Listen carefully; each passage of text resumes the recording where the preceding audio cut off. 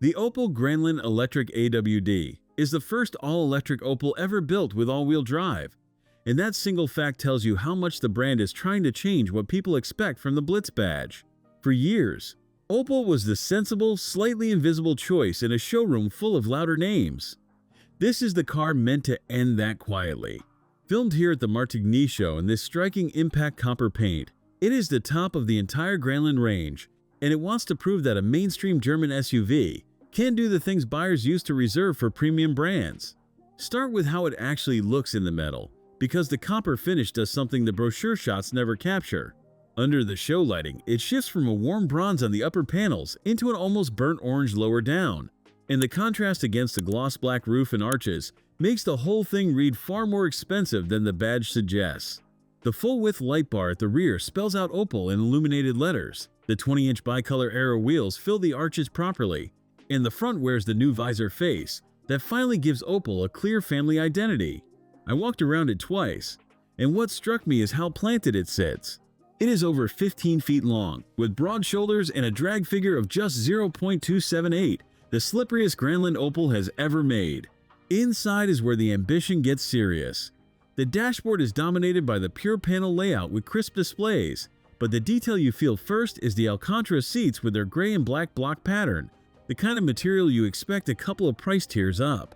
The flat-bottom steering wheel, the metal pedals, the ambient lighting wrapping the doors, it all adds up to a cabin that feels designed rather than assembled. There are real physical climate buttons too, which after years of everyone burying those in menus, you sit in it and immediately appreciate.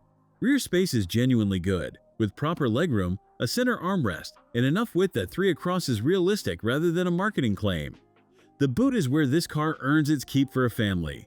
Open it and you get 19.4 cubic feet, or 550 liters, which stretches to 58 cubic feet with the 40-20-40 seats folded. There is no front trunk, so the charging cable lives in an underfloor bag in the back, and that is the one packaging miss. But the load floor is flat.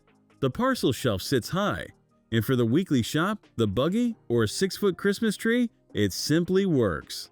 If breakdowns like this one help you sort the genuine family SUVs from the ones that only look the part, subscribe so the next walk-around lands in your feed.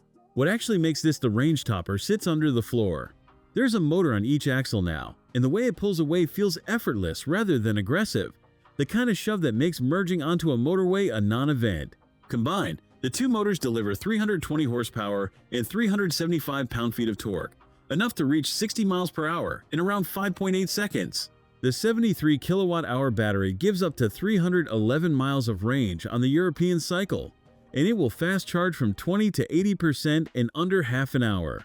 It can also tow nearly 3,000 pounds, which for an electric SUV at this money is rare, and there is a dedicated four-wheel drive mode for snow and loose surfaces. For a brand whose electric cars used to send power to the front wheels only, this is a real shift. It is not flawless, and the honest issue shows up at low speed. Come to a stop sharply, and the suspension has a tendency to rock the body back and forth. And over broken city surfaces, it can clatter more than you would like. It is the one area where the chassis feels tuned for the motorway rather than the back road. The recovery is that once you are up to a cruise, it settles into one of the quietest, most refined cars in its class, with wind and road noise kept impressively low, so the flaw mostly disappears exactly where you spend the most time.